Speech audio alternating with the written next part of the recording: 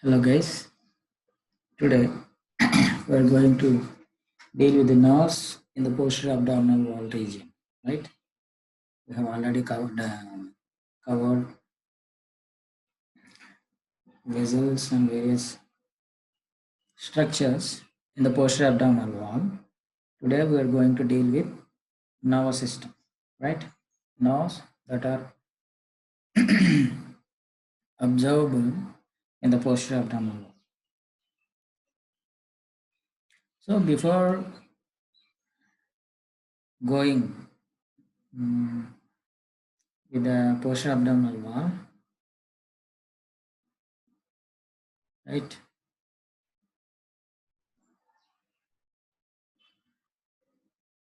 Sorry.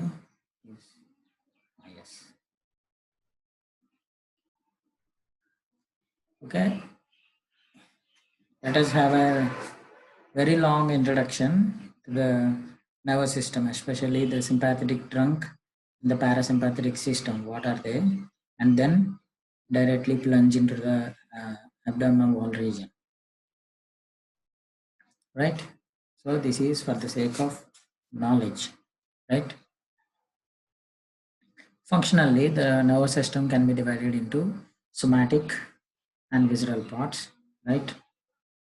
The somatic part innervate the structures, skin and skeletal muscles, right? And derived from somites, okay, in the embryonic stage, and is mainly involved with receiving and responding to the external environment, right? That is somatic. Whereas the visceral means organs, visceral means gut, right? Visceral means guts. In other words, organ systems in the body and other visceral elements such as smooth muscles, glands in peripheral regions of the body, right? Smooth muscles that are in the blood vessels, right? Right? And also the muscles in the skin are around the sweat glands, right? And glands, viscera, viscera like heart muscle, right? And all the intestine, stomach, liver, like that. It is concerned mainly with the detecting and responding to the information from the internal environment, right? So that is the basic division of somatic and visceral, right? The visceral part of the nervous system again, as in somatic part, consists of motor and sensory, right? Somatic part consists motor and sensory. Visceral part contains motor and sensory, right? Sensory nerves monitor changes in the viscera, whereas the motor nerves mainly innervate smooth muscle, cardiac muscle, and glands. So this visceral motor system, right? Visceral motor system, motor nerves in the visceral part, which innervate the smooth muscles, cardiac muscles, the glands, and all the viscera, are called as autonomic nervous system, right? Autonomic nervous system.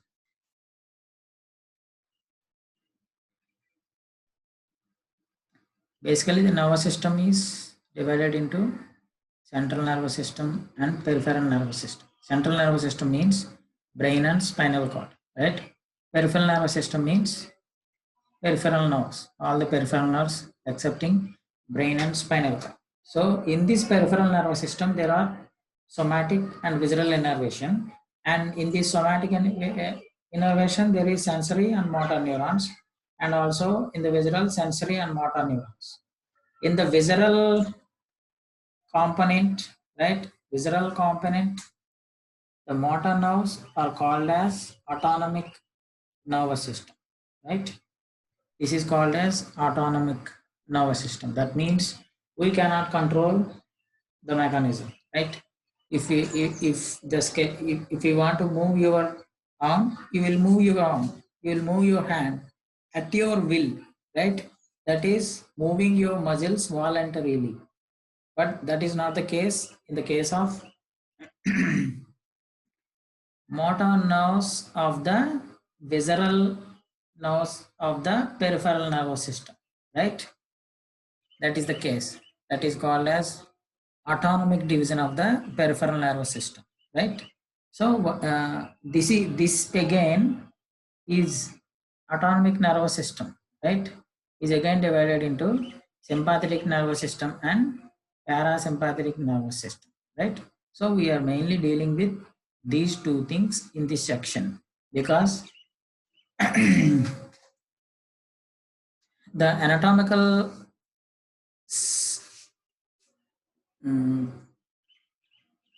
niche, right? Anatomical niche is in the posterior abdominal wall region, right? So we're going to deal with that. Visceral sensory neurons that arise from neural crest cells send processes medially into the adjacent neural tube and laterally into the regions associated with the developing body. Okay. These sensory neurons and their processes referred to as general visceral afferent fibers are associated primarily with chemoreception, mechanoreception, and stretch reception. Visceral motor neurons that arise from cells in the lateral regions of the neural tubes and process out of their anterior aspect of the tube. Unlike the somatic part, these processes containing general visceral efferent, right? Efferents. Synapse with other cells, usually other visceral motor neurons that develop outside the CNS from neural crest, right? So these visceral efferents develop outside the central nervous system, migrate away from their original position close to the developing neural tube. Okay, so these are called as somite. Okay, so this is neural tube and neural crest. Okay, neural crest and neural tube. So in the efferents, right? Efferents, that is sensory cells develop and migrate into the neural tube. Okay, this is neural tube, from neural crest into the neural tube. Whereas efferents cells go directly into the neural tube, right? So please go through these diagrams and you'll understand very clearly. So neural tubes, visceral sensory neuron develops from neural crest and becomes part of spinal ganglia, right? This is neural crest. Visceral motor preganglial neurons in lateral regions of CNS, right? This is neural tube, right? And giving to the smooth muscle, blood vessels, sweat glands, erector pili in the skin, within the skin, like that.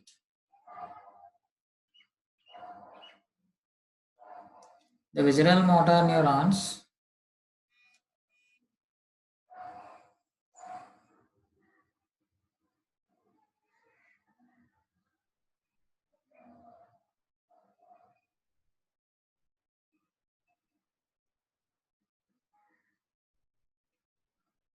The visceral motor neurons located in the spinal cord are referred as preganglionic motor neurons and their axons are called preganglionic fibers, right?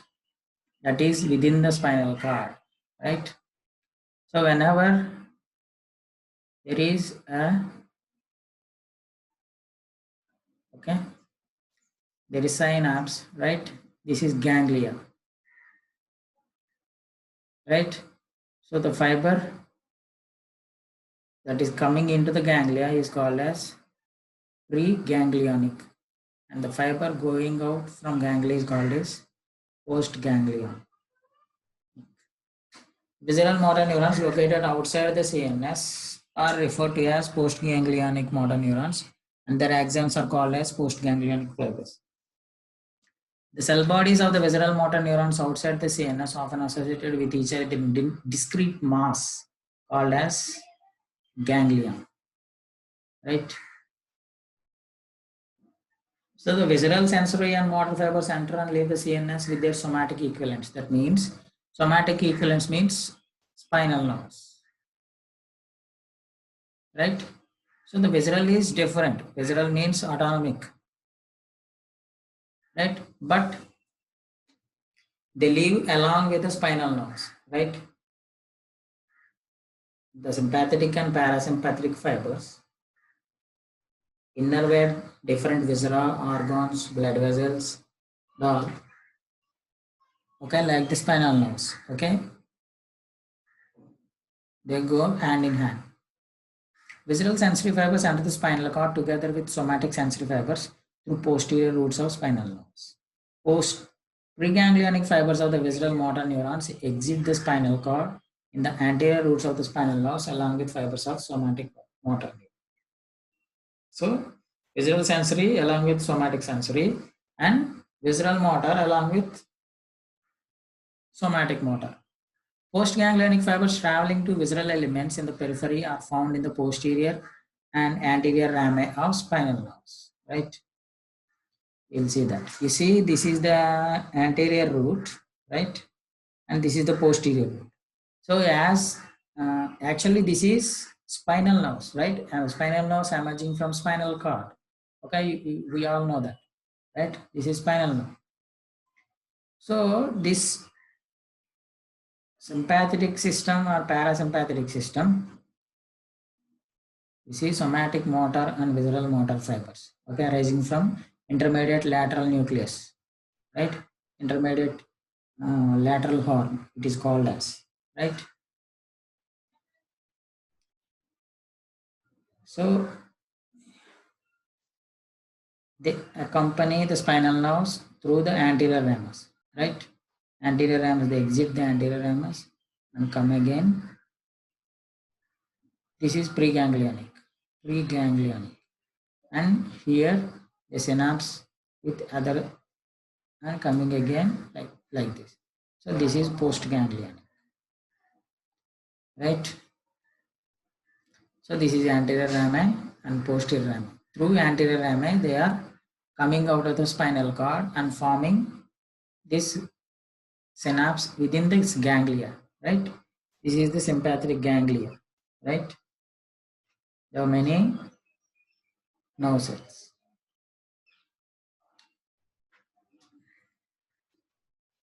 The visceral motor and sensory fibers that travel to and from viscera form named visceral branches that are separated from the somatic branches. These nerves generally form plexus from which they arise branches to the viscera. So if they want to give off branches, they form a plexus, right? So that is the uh, condensation of nerve cell bodies. Visceral motor and sensory fibers do not enter and leave the CNS at all levels, right? So this sympathetic or parasympathetic system is not present throughout the spinal cord, right? In the cranial region, visceral components are associated with 4 of the 12 cranial nerves, right? Cranial nerve 3, cranial nerve 5, cranial nerve 9th, and cranial nerve 10th, right? Oculomotor,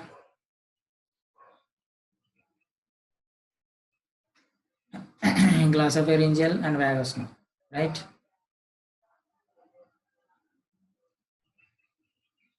Oculomotor,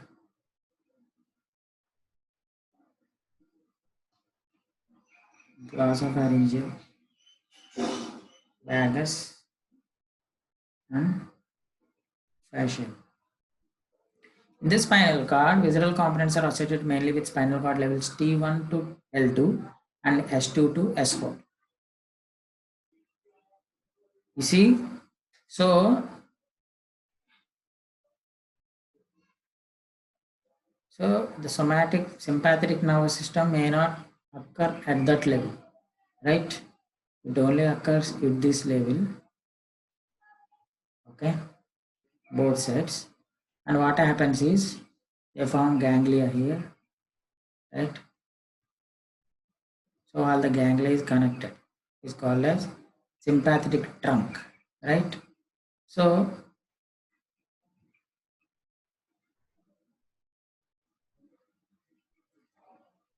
So, but they have to supply the entire body, right? They have to supply the entire body. So what they will do is they exit from here, right, and travels like this. So forms up to the base of the brain, skull to the sacrum, right? So these form sympathetic chains, but they originated from T1 to L2, right? That is sympathetic nervous system. In the cranial and sacral region, these four cranial nerves and S2 to S4 are called as parasympathetic. Okay, this is the whole nervous system of parasympathetic nervous system is cranial and sacral, right? Whereas the T1 and L2 spinal segments are called as sympathetic, right? Sympathetic, and they have ganglia, the chain, and all this. So this is superficially very simple, but if you plunge into the depths, it will be appears like complicated thing. The visceral motor components associated with spinal levels T1 to L2 are termed sympathetic, right? T1 and L2. Whereas those visceral motor components in the cranial and sacral regions on either side of the sympathetic region are termed as parasympathetic. The sympathetic system innervates structures in peripheral regions of the body and viscera. The parasympathetic system more restricted to innervation of the viscera only. That means the sympathetic system means it will innervate smooth muscles of blood vessels, right? It will innervate piloerector muscle, right? That is present in the skin. It innervates glands, sweat glands, salivary glands, and all. Whereas the parasympathetic system innervates only viscera, okay? Along with the cranial nerve distribution, 3, 5, 7th, 9th, and 10th, right? Coming to the sympathetic system, the sympathetic part of the autonomic division of the PNS leaves the thoracolumbar regions, which is also called as thoracolumbar outflow, right? You learn that in physiology. Of the spinal cord with the somatic components of spinal nerves T1 to L2. So these sympathetic nerve fibers, right, which originate in the intermediate horn of lateral nucleus of the spinal cord, emerge along with the spinal nerves from T1 to L2, right? On each side, a paravertebral sympathetic trunk extends from the base of the skull to the inferior end of the vertebral column, where the two trunks converge anteriorly at the coccyx, called as ganglion impar, right? I'll show that in.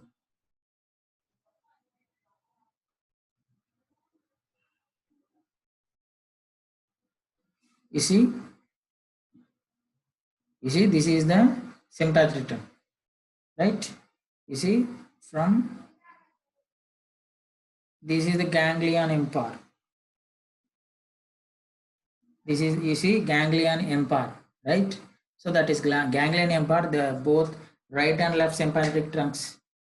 This one is right and this one is, this one is left, okay, converging all the way and spreading across to the base of the skull, right, to the base of the skull. You see the yellow part, right, that is the sympathetic trunk, okay, formed by the ganglia. You see, these are the ganglia, these are the different ganglia, right?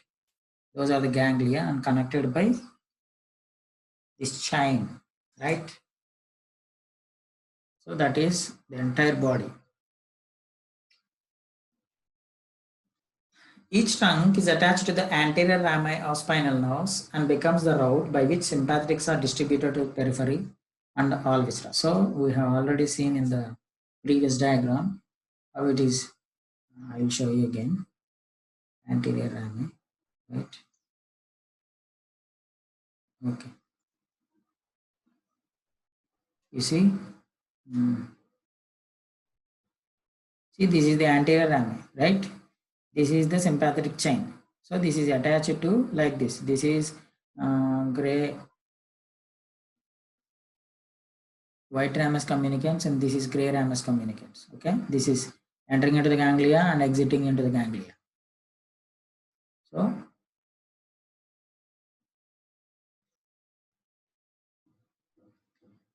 distributed to the periphery and all viscera. See, so they exit from T1 to L2 only, but they came and form ganglion here, ganglion here, ganglion here, ganglion here, ganglion here, ganglion here, ganglion, right? So through that and having a special plexus. Okay, these again forms a plexus around esophageal, thorax, cardiac plexus, aortic plexus, cilia, and all that. Visceral and motor preganglionic fibers leave T1 and L2 part of the spinal cord in anterior roots. The fibers then enter the spinal nerves, pass through the anterior rami and into the sympathetic trunks. Okay. One trunk is located on each side of the vertebral column. That is why it is called as paravertebral sympathetic chain or trunk and positioned anterior to the rami.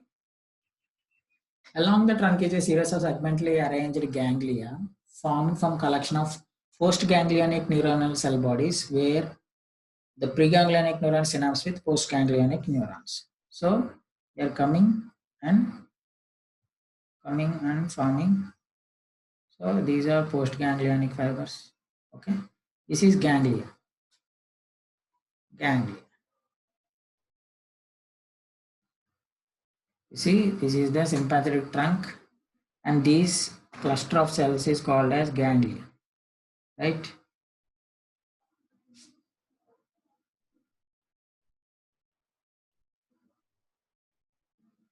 Anterior rami of T1 to L2 are connected to sympathetic trunk or to a ganglia by a white ramus communicans, which carries preganglionic sympathetic fibers and appears white because it contains are myelinated. We have already seen that.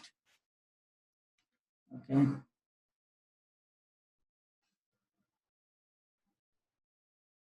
Okay. So sympathetic fibers are coming like this. This is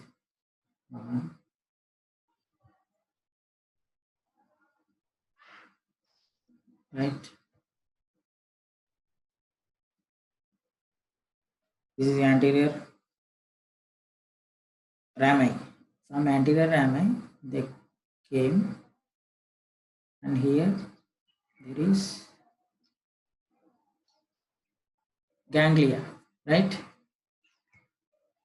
That is ganglia.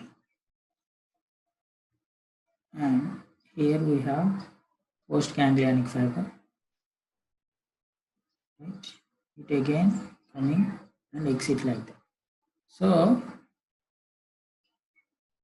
this route is called as white ramus communicans. Okay, this one is this, and this blue one is called as gray because the postganglionic fibers doesn't contain, are not myelinated, so they are non-myelinated, so they appears gray. So white ramus communicans and gray ramus communicans. So they attach to the anterior rami of the spinal nerves through white ramus communicans and gray ramus communicans. Right? Preganglionic sympathetic fibers that enter paravertebral ganglion or the sympathetic trunk through a white ramus communicans may take the following 4 pathways to target tissues. So they don't directly go to the target tissue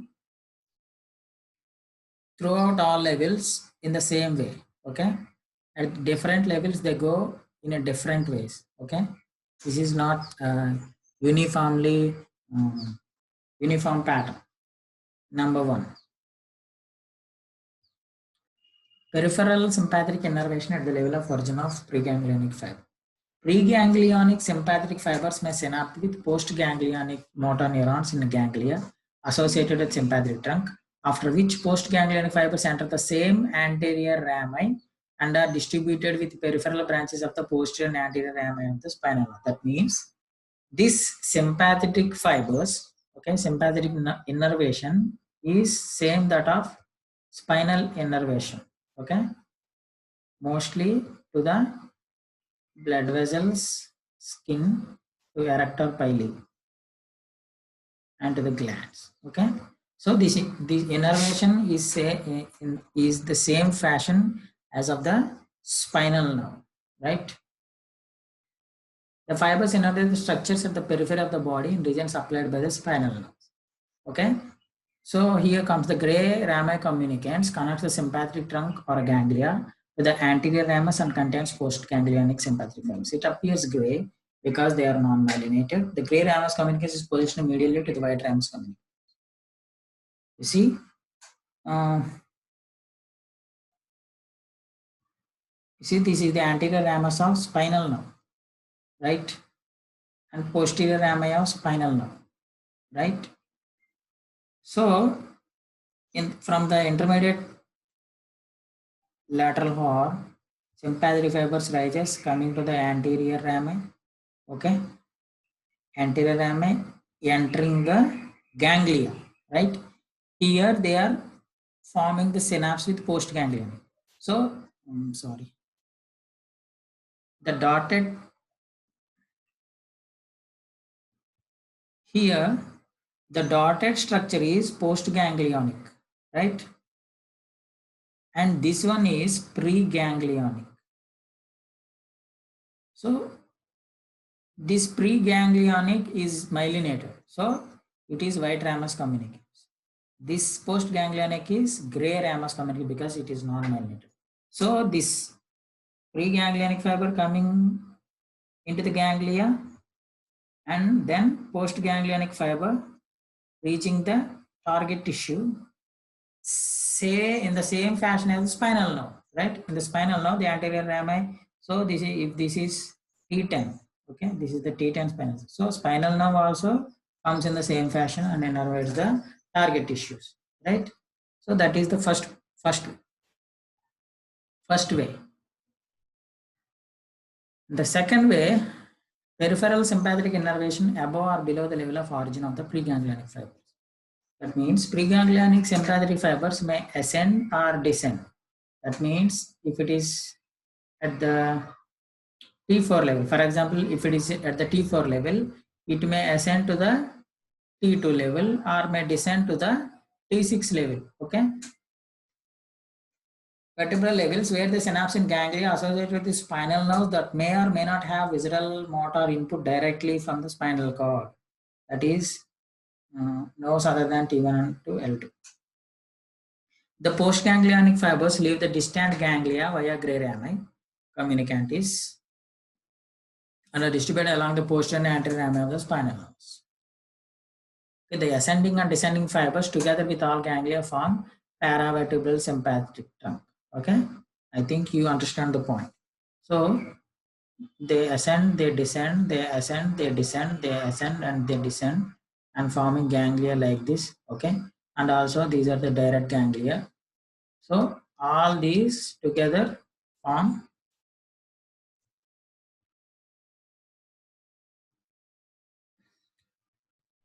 sympathetic trunk, paravertebral sympathetic, which extend the entire length of the vertebral cord.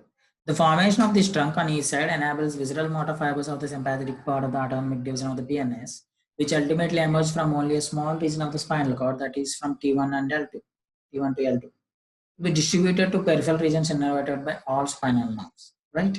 The white rami communicantis only occurs in association with spinal nerves T1 to L2, whereas the gray rami communicantis are associated with all spinal nerves. That means from T1 to L2, the white rami communicantis is only possible up to T1 and L2 because they are preganglionic fibers.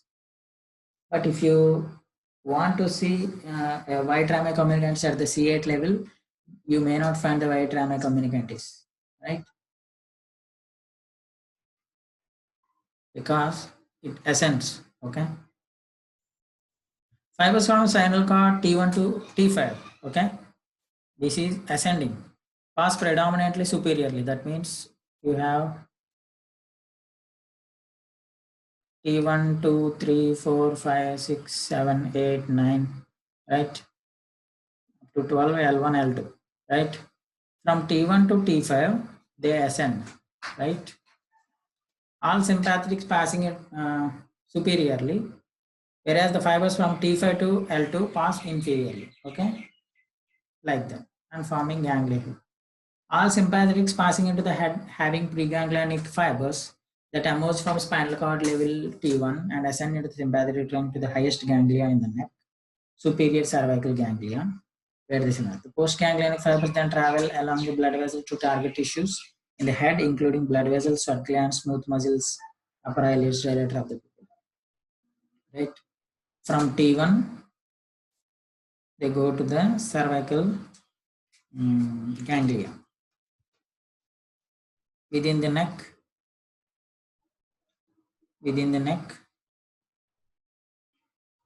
right?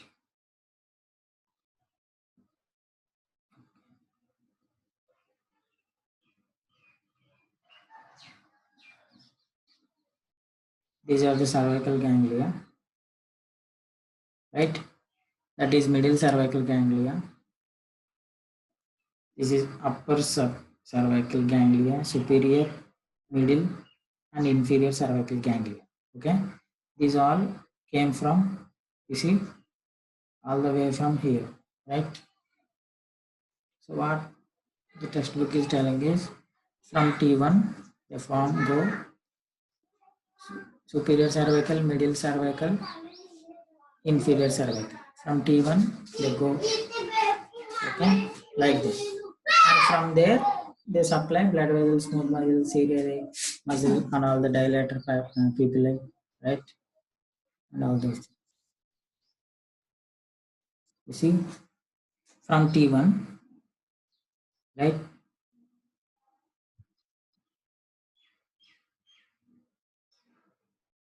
T1 it is coming like this, right?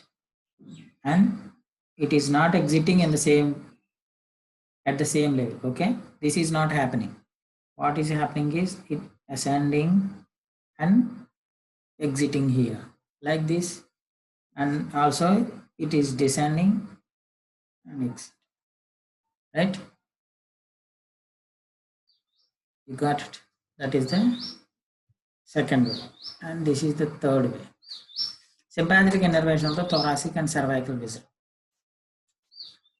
The preganglionic sympathetic fibers may synapse with the postganglionic motor neurons in ganglia and then leave the ganglia medially to innervate the thoracic and cervical viscera.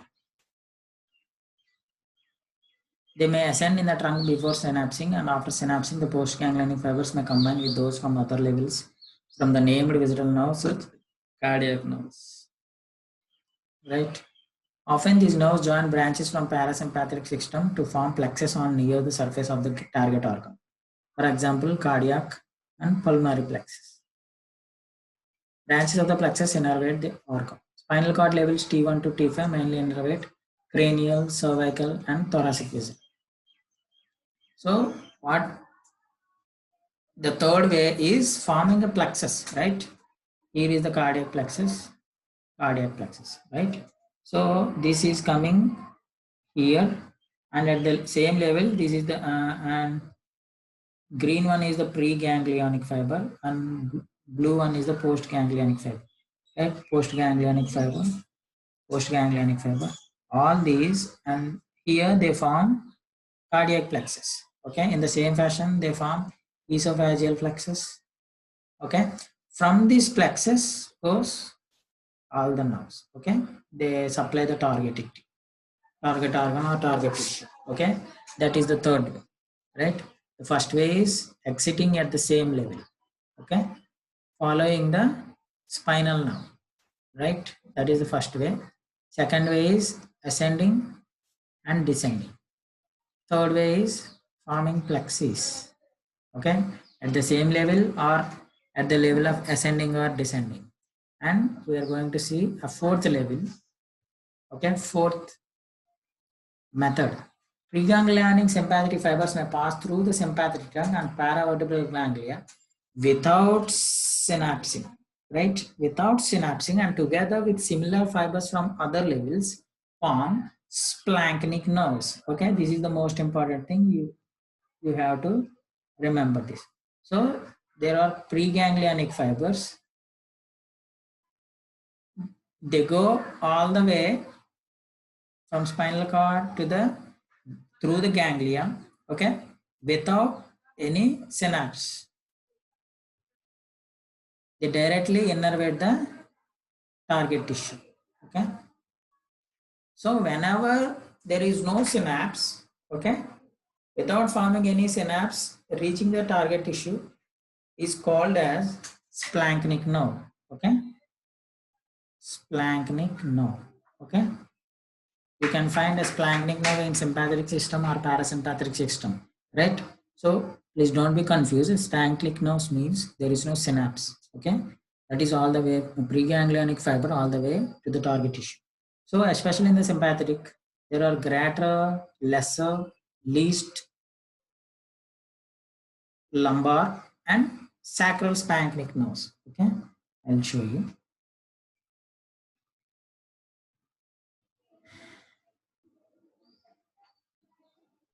So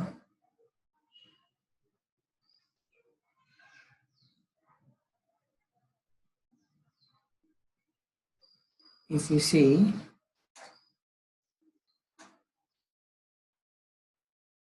this is the, you see, that is the greater splanchnic nerve, okay. T5 to T9, I think, right? T5 to T9 forming greater splanchnic nerves without having any synapse, right? And that is lesser splanchnic nerves. And this one is least splanchnic nerve.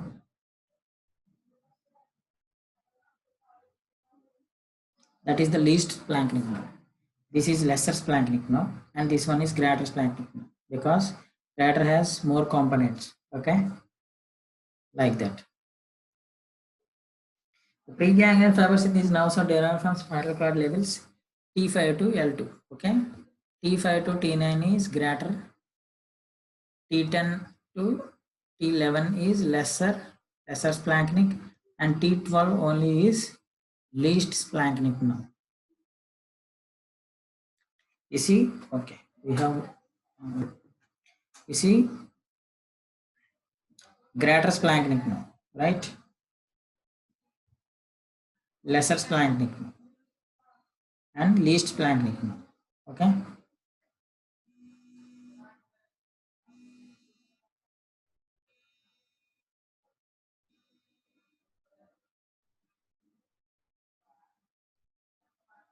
And also there is also sacral splanchnic nerves and pelvic splanchnic nerves, okay? These are pelvic and these are the splanchnic nerves forming the plexus inferior hypogastric, plexus superior hypogastric, and all, okay?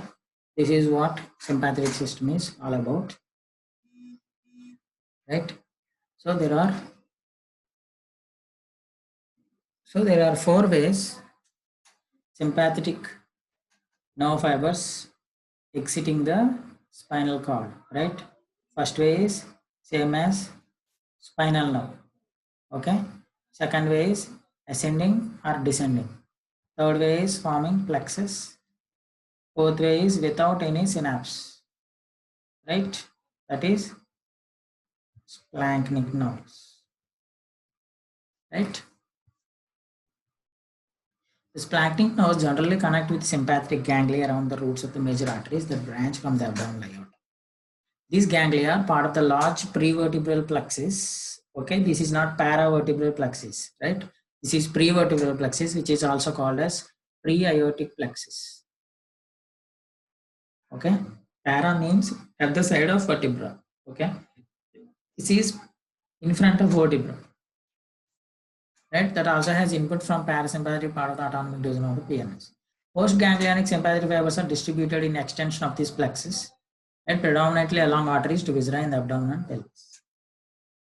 Some of the preganglionic fibers in the prevertebral plexus do not synapse in the sympathetic ganglia of the plexus, but pass through the system to the adrenal gland, right, where they synapse directly with the cells of adrenal medulla. So they are also called as intramural, or usually this happens in the parasympathetic system, right? The parasympathetic system, the postganglionic fiber is within the target tissue. That never happens in the sympathetic system except in adrenal gland. These cells are homologous of sympathetic postganglionic neurons and secrete adrenaline and noradrenaline into the vascular system. Right? So this is very clear, right? Splanchnic nerves, lumbar splanchnics, okay?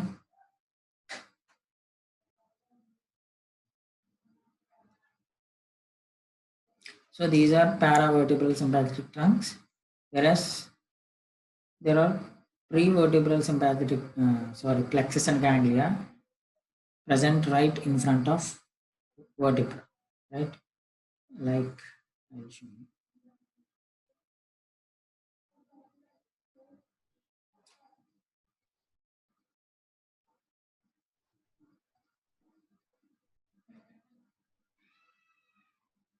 You see, this is the descending aorta, right? So the green one, selected structures in right and left are paravertebral sympathetic chain. Okay, whereas the ganglia in front of, you see, is the ganglia in front of aorta, right? So that is called as prevertebral. This is vertebral body, prevertebral or pre-aortic ganglia. Okay, so there is a clump of ganglia right here. Okay, this is pre-vertebral aortic plexus, right? Pre-vertebral or pre-aortic plexus. There are different cilia ganglia, superior mesenteric, inferior mesenteric, and all that. Coming to the parasympathetic system, parasympathetic means craniosacral outflow, right? From cranial and sacral system. Parasympathetic part of the autoimmune division of PNS leaves cranial and sacral regions in association with cranial nerve 3, 7, 9th, and 10th. 3, 7, and 9th carry parasympathetic fiber structures within the head and neck only, whereas 10th, that means vagus, we all know that, innervates thoracic and most abdominal viscera. Right? Spinal nerves S2 to S4, sacral parasympathetic fibers innervate inferior abdominal viscera, pelvic viscera, arteries associated with erectile tissues of the perineum, right? So they supply gonads and different pelvic organs. Sacral, coming to the sacral preganglionic parasympathetic fibers. In the sacral region, preganglionic parasympathetic fibers form special visceral nerves, the pelvic splanchnic nerves. So the pelvic splanchnic nerves are parasympathetic, which originate from the anterior rami of S2 to S4 and enter pelvic extensions of the large prevertebral plexus formed around the abdominal aorta. These fibers are distributed to pelvic and abdominal viscera mainly along blood vessels. The postganglionic motor neurons are in the walls of viscera. You see, in the parasympathetic system, postganglionic fibers are within the walls of the target tissue. In the organs of the gastrointestinal system, preganglionic fibers do not have postganglionic parasympathetic motor neurons in the pathway. Instead, preganglionic fibers synapse directly on neurons in the ganglia enteric system.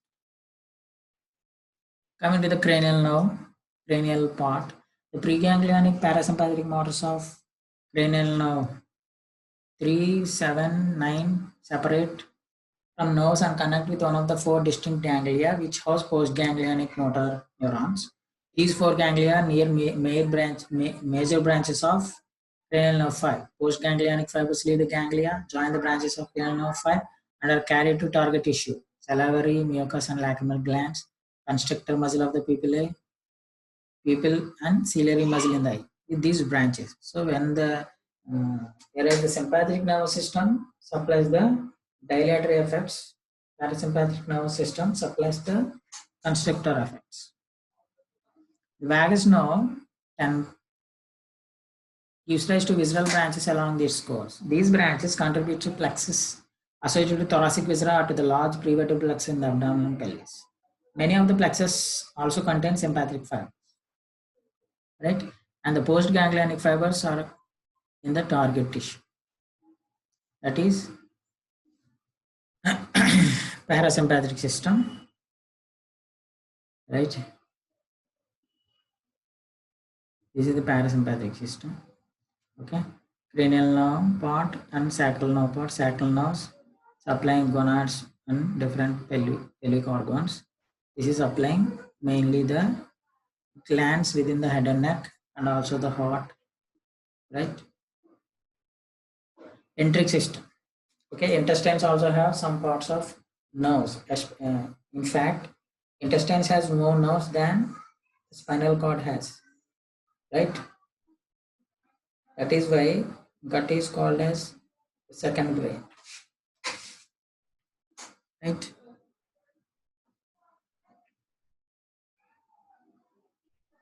All our emotions, especially, are associated with the intestines or gut. That is why people say if you have guts, right?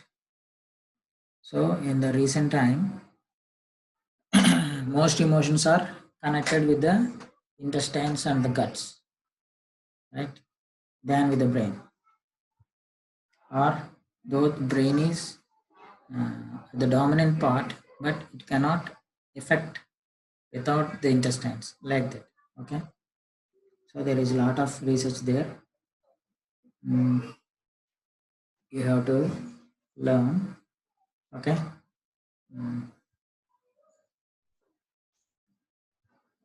You see, enteric nervous system, myinteric plexus and submucous plexus, right? So these are the different plexus, right? I hope you learned that in physiology also. So nerve plexus are either somatic or visceral, combine fibers from different sources or levels to form new nerves with specific targets and destinations. So these plexus are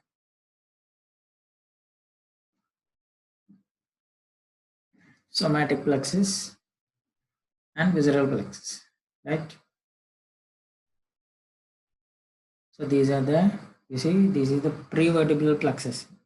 This, okay, in front of abdomen, okay, it has greater, lesser, least, splanchnic nerves like that, and it has inferior hypogastric, superior hypogastric, right, celiac and all that.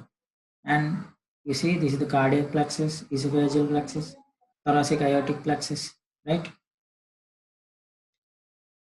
That is visceral plexus. Coming to the somatic plexus, we have already know that the brachial plexus, because this is spinal nerves, okay? Spinal nerves. This is sympathetic and parasympathetic system.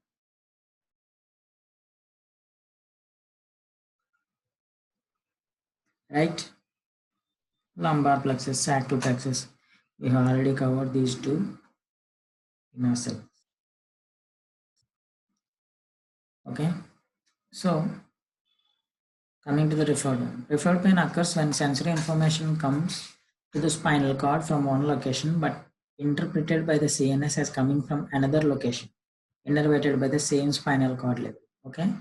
The pain is coming from one part, but CNS interpreting pain coming from another part. Okay? Because of the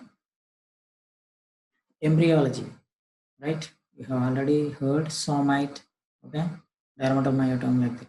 This happens when the pain information comes from a region such as the gut, which has low amount of sensory output.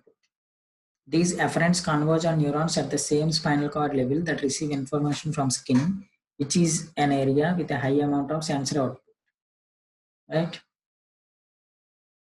As a result, pain from normally low output region is interpreted as coming from normally high output region.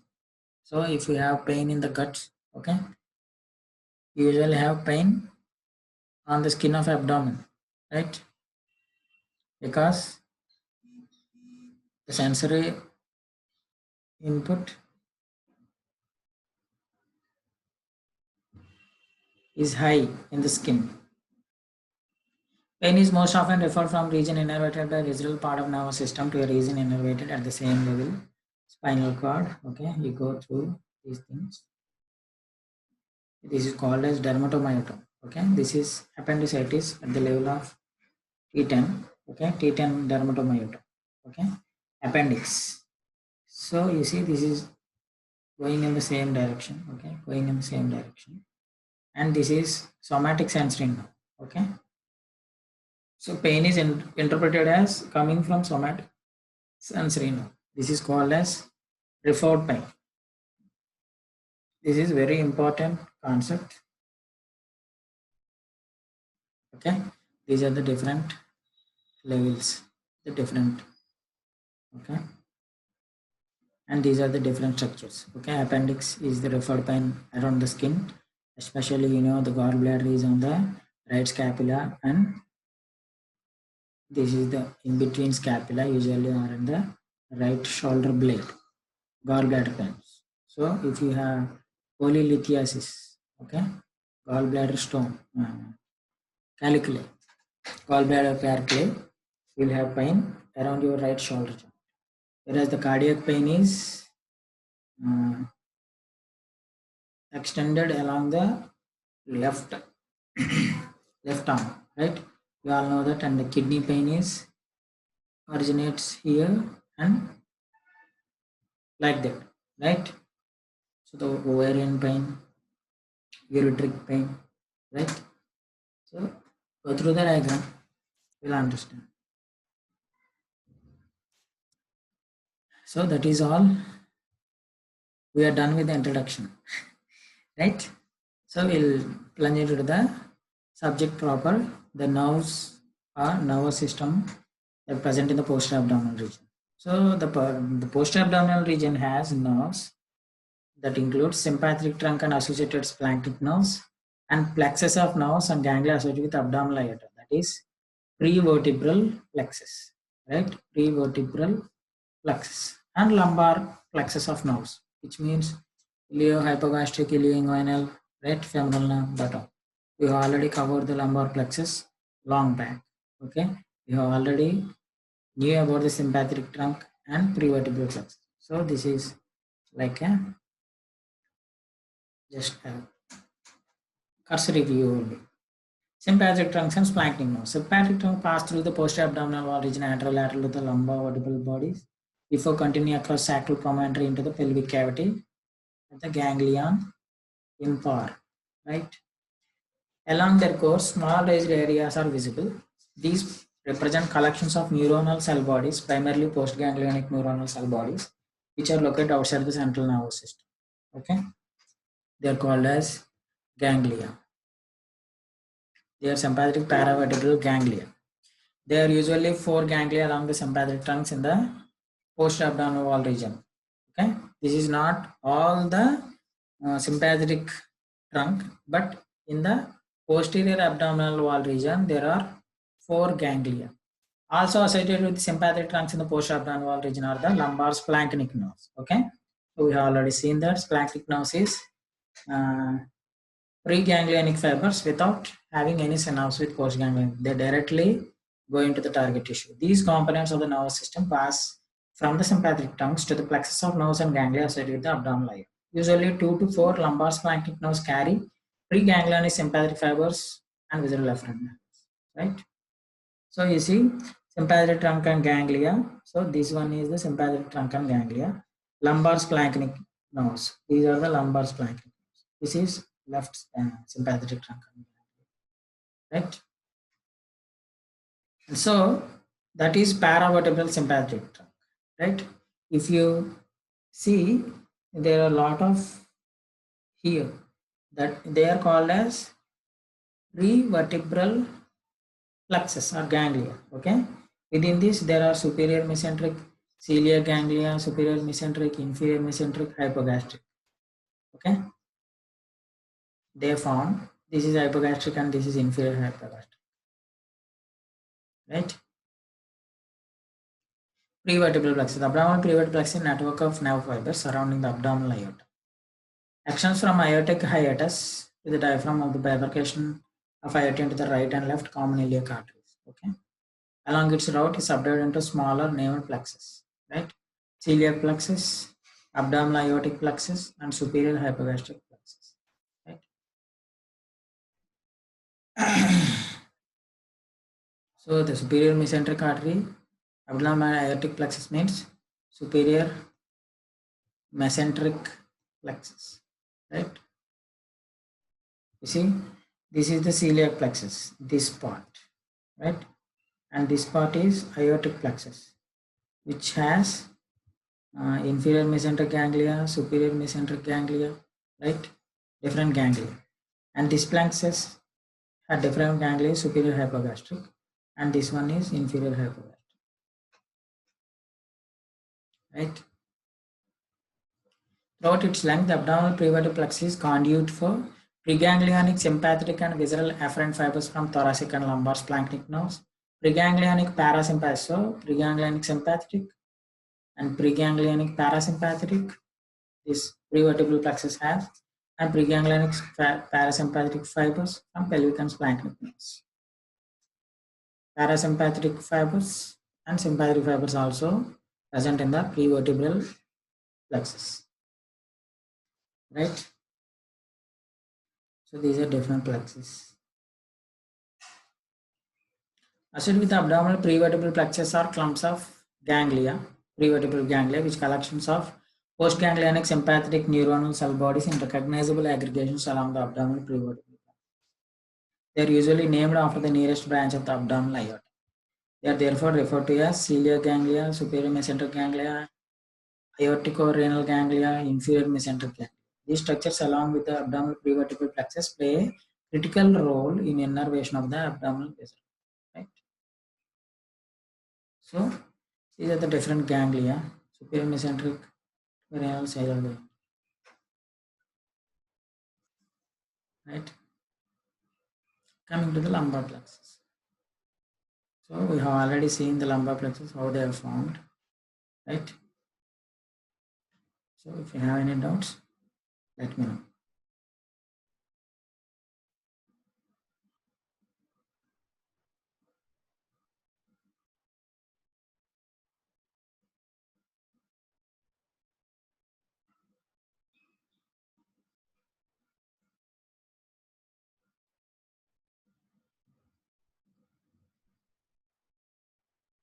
So, have any doubts? Let me know. Right?